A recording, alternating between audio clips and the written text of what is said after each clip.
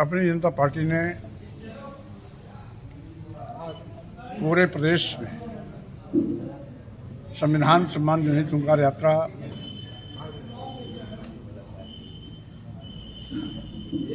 मानवर काशीराम जी के जन्मदिन 15 मार्च 2025 को शुभारंभ किया था, जिसके 7वें चरण के कार्यक्रम में आज हम बांदा पहुंचे हैं। आज इस यात्रा का मुख्य मकसद है, जिस तरीके से भाजपा सरकार की गलत नीतियों के चलते देश का करोड़ नौजवान बेरोजगार हुआ, नौजवानों के सामने रोजी रोटी के लाले पड़े, भुखमरी कगार पर है, जिसपे हमारी मांग है कि नौजवान को रोजगार दो, रोजगार न मिलने तक उनको रोजगारी भत्ता दो।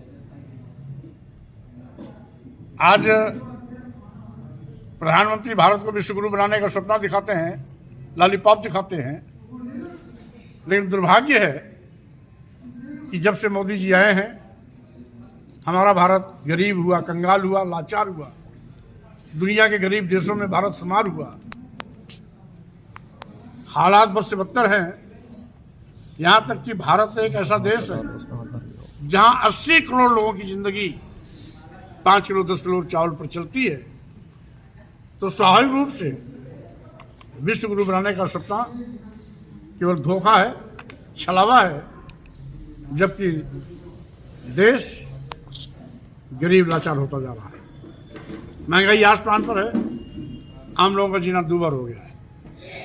किसानों को लाभकारी मूल्य देने का वादा करने के बावजूद भी आज तक लाभकारी मूल्य नहीं दिया गया।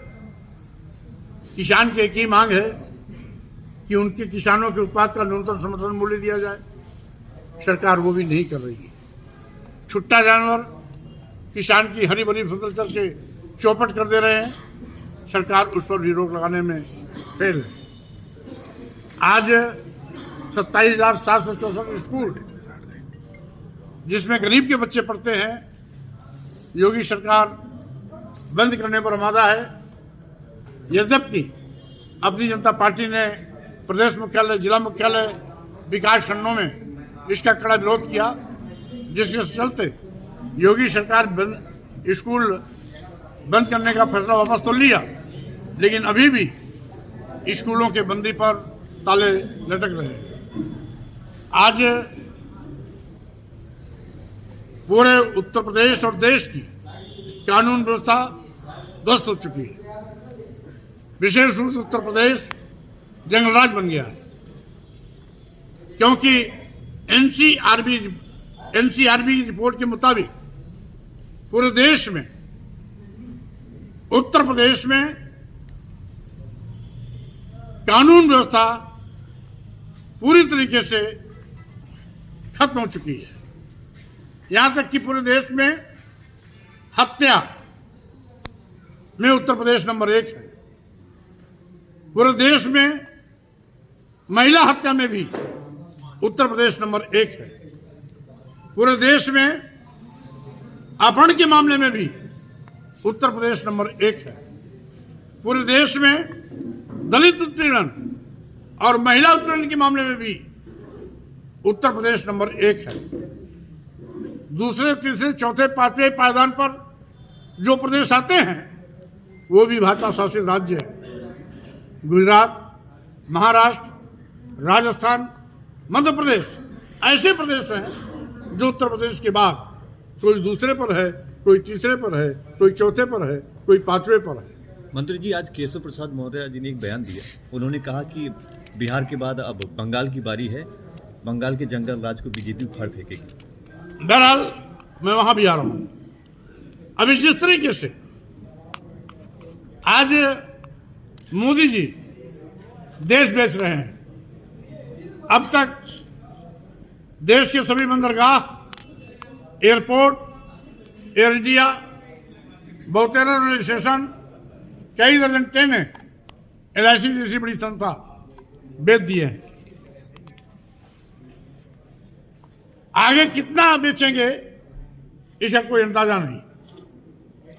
लेकिन सरकारी संस्थानों विभागों का बेचा जाना इस बात का प्रमाण है कि मोदी जी सरकार चलाने में असफल हो रहे हैं।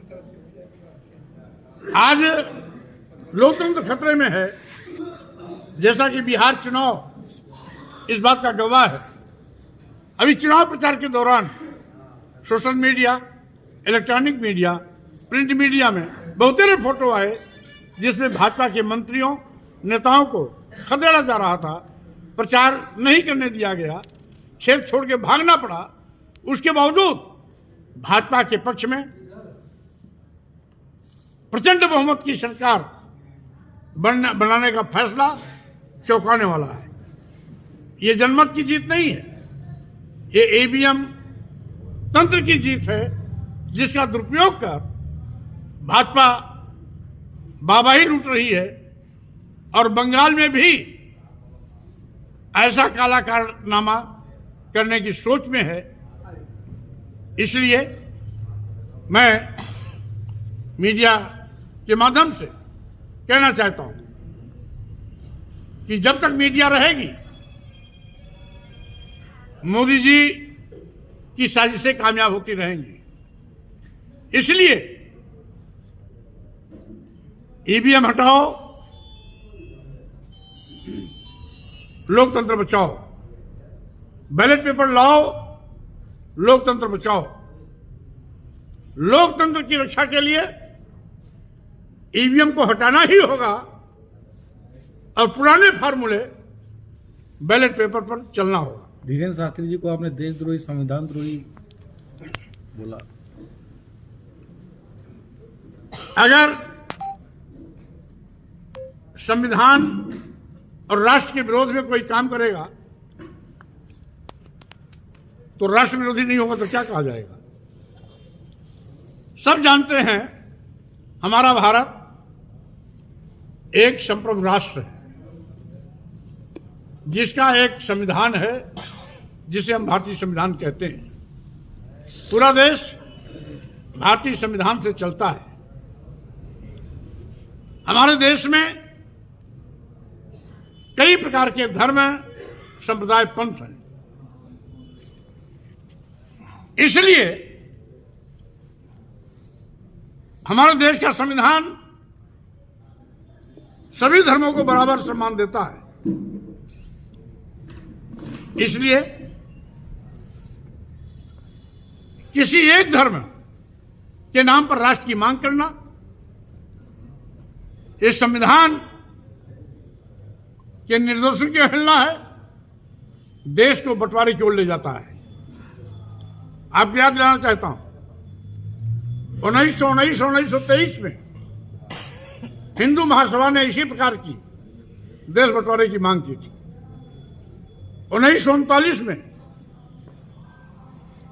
हिंदू महासभा के राष्ट्रीय अध्यक्ष वीर सावरकर जब बने तो ये मांग परवान चढ़ी।